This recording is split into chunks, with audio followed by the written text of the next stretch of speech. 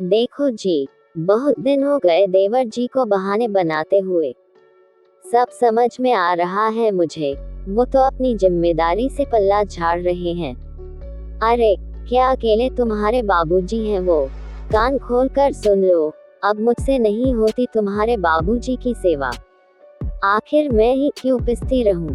दोनों देवरानियां तो मजे से घूमती रहती हैं।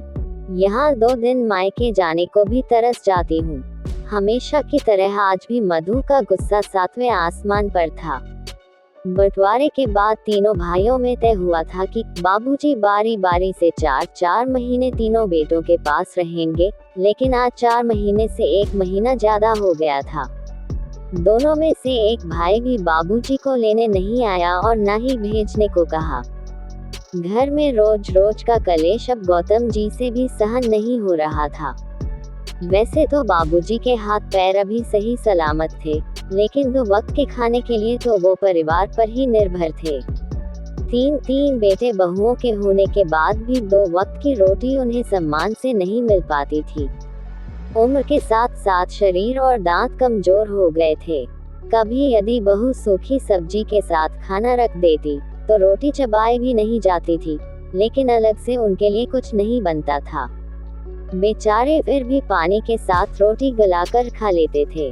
पत्नी के रोज रोज के तानों से हार कर गौतम जी ने मंझले के पास फोन मिलाया। राघव, सब ठीक तो है ना? बाबूजी याद कर रहे थे तेरे बच्चों को। वो भैया, सुधा की तबीयत ठीक नहीं रहती आजकल। बाबूजी से कहिए कुछ दिन और रुक जाएं। यहाँ तो हम भी आधे टाइम बाहर से खाना लाकर खा रहे हैं। ऐसे में उनकी देखभाल कैसे होगी यहाँ? मंझले भाई ने 2 टूक जवाब दे दिया। मंझले की बात सुनकर गौतम जी झुंझलाकर रह गए। झुंझलाहट में छोटे के पास भी फोन मिला लिया। मंझले ने तो बहाना बना दिया।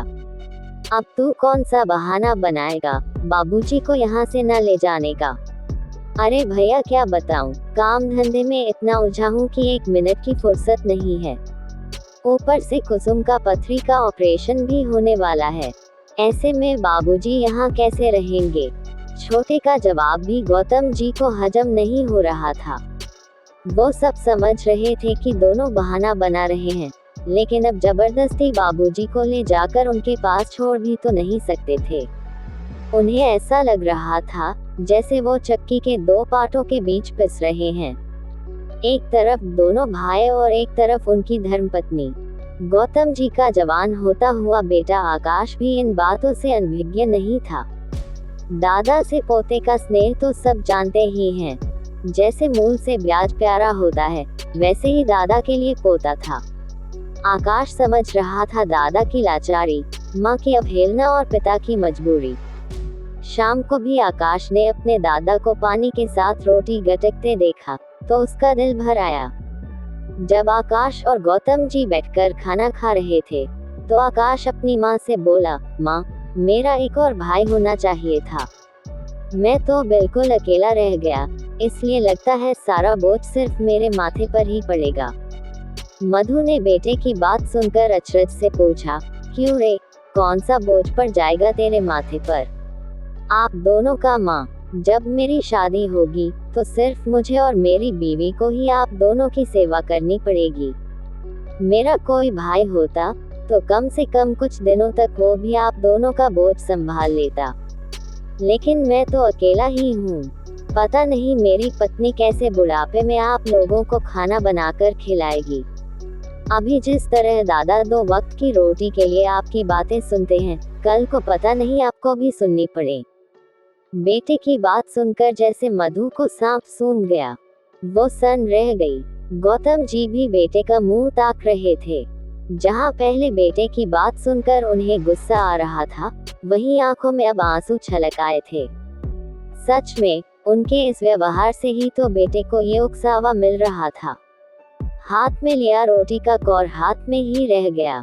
अगली सुबह जब आकाश और गौतम जी उठे, तो देखा आंगन में बैठकर बाबूजी मजे से दूध के साथ गर्म फुलके खा रहे हैं। उनके चेहरे पर आज तृप्ति का भाव था और आंखों में खुशी। ये देखकर आकाश का मन संतुष्टि से भर गया। गौतम जी भी सोचने पर मजबूर थे कि जिन अकेले बाबूजी ने 3 बेटों को इतने प्यार से पाला पोसा, क्या उनमें से एक बेटे में भी इतना भी सामर्थ्य नहीं है कि अपने पिता को इज्जत से 2 वक्त की रोटी उपलब्ध करा सके? क्यों वो रोज रोज अपने भाइयों की मेनुहार करता रहता है कि वो बाबूजी को यहाँ से ले जाएं? नहीं, अब वो कभी बाबूजी को कहीं नहीं भेजेगा। आज गौतम जी ने ये दृढ़ निर्णय कर लिया था।